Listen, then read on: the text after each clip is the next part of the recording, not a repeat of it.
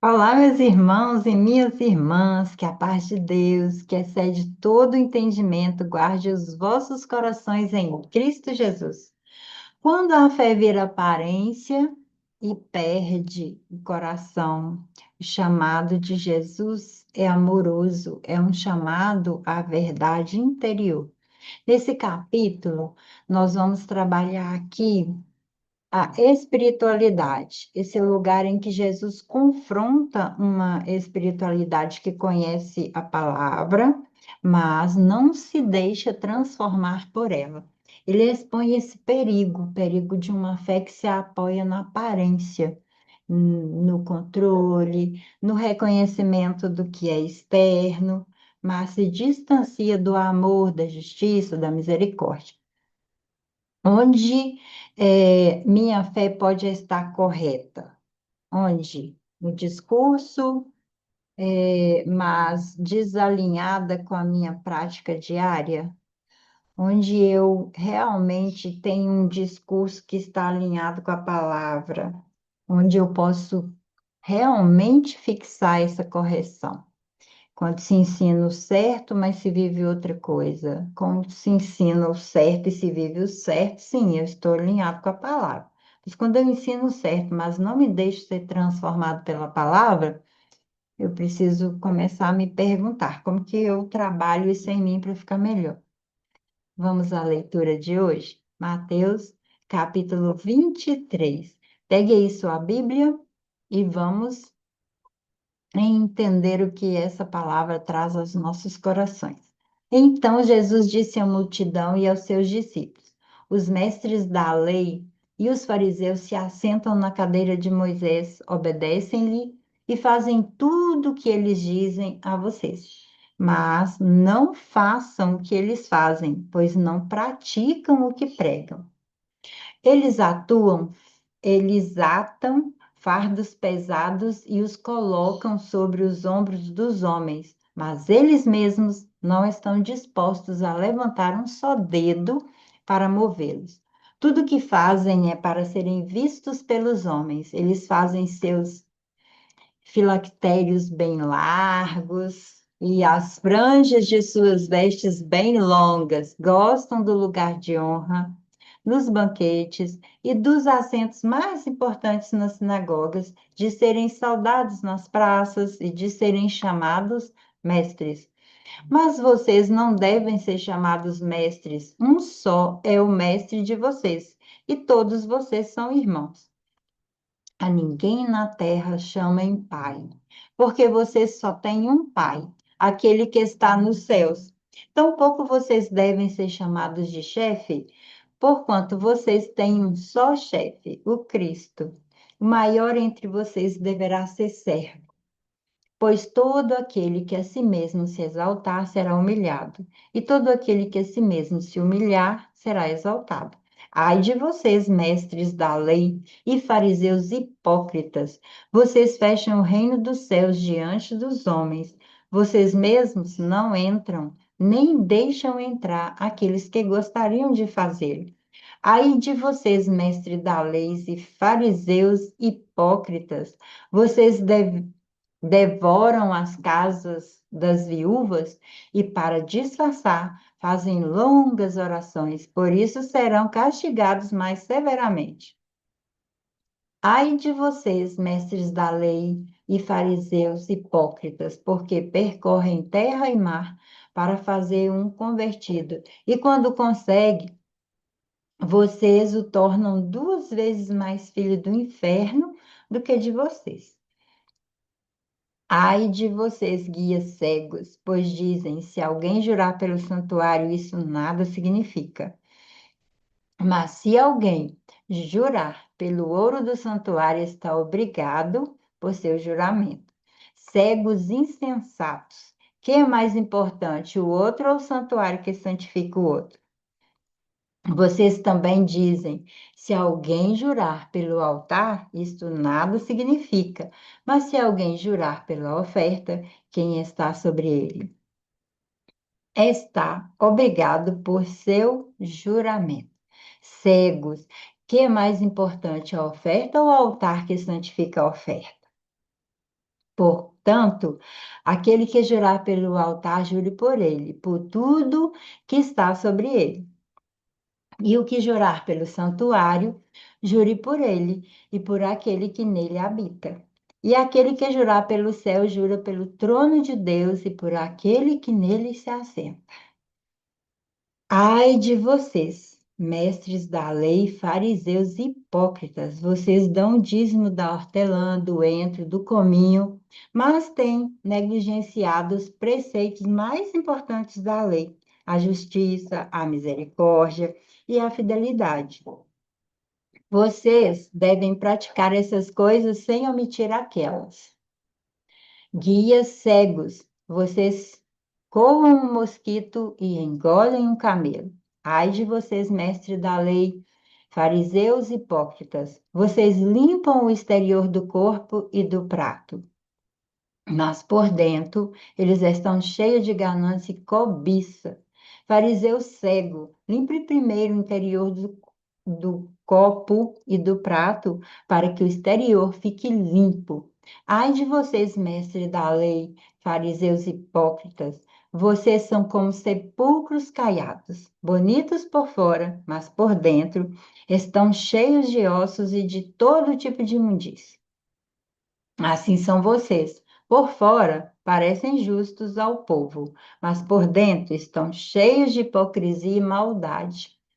Ai de vocês, mestres da lei e fariseus hipócritas! Vocês edificam os túmulos dos profetas e adornam os monumentos dos justos, e dizem: se tivéssemos vivido no tempo dos nossos antepassados, não teríamos tomado parte com eles no derramamento do sangue dos profetas. Assim testemunham contra vocês mesmos, que são descendentes dos que assassinaram os profetas. Acabem, pois, de encher a medida do pecado dos seus antepassados. Serpente, raça de víboras, como vocês escaparão da ira, da condenação ao inferno? Por isso eu estou enviando profetas, sábios e mestres. A uns vocês matarão e crucificarão, a outros açoitarão nas sinagogas de vocês e perseguirão de cidade em cidade. E assim, sobre vocês recairá todo o sangue justo derramado na terra, desde o sangue do justo Abel até o sangue de Zacarias, filho de Baraquias, a quem vocês assassinaram entre o santuário e o altar. Eu asseguro que tudo isso sobrevirá a esta geração. Jerusalém, Jerusalém, você que mata os profetas e apedreja os que são enviados a vocês. Quantas vezes eu quis reunir os seus filhos como a galinha reúne os seus pintinhos debaixo das suas asas, mas vocês não quiseram. Eis que a casa de vocês ficará deserta, pois eu digo que vocês não me verão mais até que digam: bendito é o que vem em nome do Senhor. E aqui terminamos esse capítulo que nos traz mais um lugar de reflexão. Jesus ensina que os escribas e os fariseus conhecem a lei, mas não a praticam. Eles colocam fardos pesados, colocam sobre os outros, sem disposição para ajudar. E aqui Deus sempre desejou é, uma fé vívida, uma fé verdadeira. A autoridade espiritual na Bíblia não nasce do cargo, mas da coerência entre a palavra e a vida. Quando a fé não é praticada, ela perde seu testemunho. Vemos uma incongruência interna. Quando há uma divisão entre o que a pessoa acredita, fala e vive, ele gera esse lugar de eu quero que você faça isso, mas eu mesmo não vou fazer. Essa desconexão gera culpa, gera rigidez, projeção, e isso eu jogo no outro, né? E eu jogo para aquela pessoa o que eu realmente não consigo viver. Eu não vivo, mas eu quero que o outro viva. Quando a fé se torna uma performance e busca de reconhecimento, Jesus denuncia essas práticas para eu ser visto, para eu ter um título, para eu ser valorizado, para eu estar em destaque. Jesus não quer isso, não. Jesus quer outra coisa. A espiritualidade, ela é um relacionamento, não uma performance.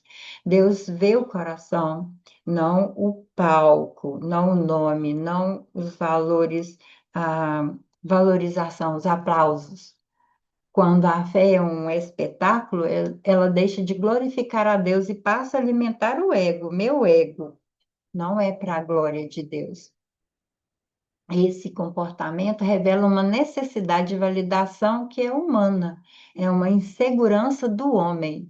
E a pessoa começa a construir uma identidade baseada na aprovação do outro. O que que o outro vai falar? O que que o outro vai pensar? Eu vou fazer porque o outro falou. Isso gera ansiedade, gera comparação, gera esgotamento emocional. Não é nesse lugar que Jesus nos quer. Ele quer em outros lugares. Ele quer que eu seja autêntica, que eu viva realmente esse relacionamento com ele sem ficar pensando o que que o outro vai pensar. Quando as regras também substituem a justiça, a misericórdia, a fidelidade, Jesus confronta essa obsessão por detalhes religiosos, valores que são essenciais para eles, para os escribas, para os homens da lei, mas que não condiz com aquilo que Jesus prega. A lei teve como centro o amor, né, a justiça, a misericórdia e a fidelidade. Isso são expressões do caráter de Deus. Uma fé que ignora tudo isso é uma fé legalista. E ela está distante do reino de Deus, não tem nada a ver com o reino. Aqui aparece o perfeccionismo religioso, o foco é excesso no controle, no erro, pouca tolerância com as falhas humanas, e isso gera dureza emocional, julgamentos, críticas, dificuldade de ser empático, de acolher, de entender o ser humano. Jesus usa imagens fortes, como copos limpos por fora, mas por dentro sepulcros caiados, ele quer dizer, por dentro está tudo sujo, tudo estragado, tudo bagunçado. São coisas bonitas por fora, mas por dentro não tem valor nenhum, são vazios, estão ocos por dentro. Deus sempre trabalha de dentro para fora. A santidade começa aqui. A aparência sem transformação interior não sustenta uma vida espiritual saudável. Aqui fala também de uma repressão emocional, a negociação eh, de tudo que é lei, de tudo que é rígido, de tudo que eu preciso fazer porque é uma lei, mas eu nego também o lugar da dor que eu estou construindo, essa rigidez. Quando as emoções não são reconhecidas, elas adoecem silenciosamente. A espiritualidade saudável permite olhar para dentro com verdade, com graça. Quantos cristãos adoecidos, quantas pessoas depressivas, quantas pessoas com crise de pânico, estresse alto. E o que acontece quando as pessoas estão adoecidas? Elas não falam que estão adoecidas, elas falam, assim, eu estou com uma carga emocional, estou com muito estresse. Não olha para esse lugar do adoecimento, não se acolhe uma pessoa. Quando eu faço isso, eu também estou agindo igual as pessoas da lei, os fariseus que Jesus tanto criticava. Quando eu olho para uma pessoa que está adoecida mentalmente e falo para ela que ela está longe de Deus, eu estou agindo igual eles. Uma pessoa pode ser cristã, pode amar a Deus, pode ter Deus no coração, mas ela pode adoecer sim. Se ela vive numa repressão emocional, se ela vive nesse lugar, o que que o outro vai pensar de mim? O que que eu vou fazer e vou viver a minha vida vivendo só com o olhar do outro, eu vou adoecer. E eu adoeço. Não é porque eu estou longe de Deus, não, é porque eu não estou prestando atenção naquilo que é meu. Não estou reconhecendo as minhas emoções e não estou cuidando delas. Então, o cristão, ele adoece também. Então, ele precisa de cuidado. Quando a fé perde a capacidade de amar e acolher, ela não é mais fé, não. Quantas vezes muitos cristãos falam, você está afastado de Deus, porque o irmão está adoecido com uma situação da mente. A mente é um lugar de cuidado como qualquer outro órgão do corpo. E nem por isso Jesus está longe quando eu tenho uma dor no estômago, uma dor de cabeça, uma dor no rim, uma dor no meu pé, na minha mão, uma dor na coluna. Jesus não está longe de mim quando eu estou com essas dores, né? Por que que ele está longe de mim quando eu estou depressivo, ansioso, estressado, com pânico? Qual que é a diferença? Então, nós precisamos aprender a acolher. O coração de Deus sempre foi acolhedor. O coração de Deus, ele é aquele lugar que ele sempre acolhe cada um de nós, seja em que lugar estivermos. Resistir à verdade endurece o coração e afasta a nossa vida do propósito. O reino de Deus é um convite. Não é uma imposição, não é. Uma imposição de valores, de lei, de preceitos, de dogmas, de rituais, não. A rigidez emocional, ela impede vínculos profundos. Pessoas feridas tendem a proteger com dureza. Jesus revela que a cura começa quando nós eh, permitimos ser alcançados pelo amor, quando nós permitimos ser acolhidos, quando nós pedimos ajuda, quando nós sim entendemos que precisamos de colo, quando estamos adoecidos. Deus não está longe de mim quando eu adoeço, Ele está perto. Vamos aplicar na nossa vida? Troca a aparência por autenticidade, substitui o controle por serviço, alinhe seu discurso à prática, cuidar do coração, mente, antes do comportamento, viver uma fé que gera vida, não peso. Não coloque carga nas pessoas, nem em você. Coloque amor, coloque acolhimento, autocompaixão. A palavra nos chama a uma espiritualidade integrada à Bíblia, emocionalmente saudável e relacionalmente madura. Precisamos entender isso. O que Deus deseja curar dentro de mim, para que minha fé seja verdadeira, leve e transformadora. O que Ele deseja curar dentro de você? Para que a sua fé seja diferente, para que ela seja leve, para que ela te transforme. Que essa leitura nos faça entender a viver uma verdade que liberta. Jesus não nos confronta para condenar, mas para restaurar o coração, a essência do reino.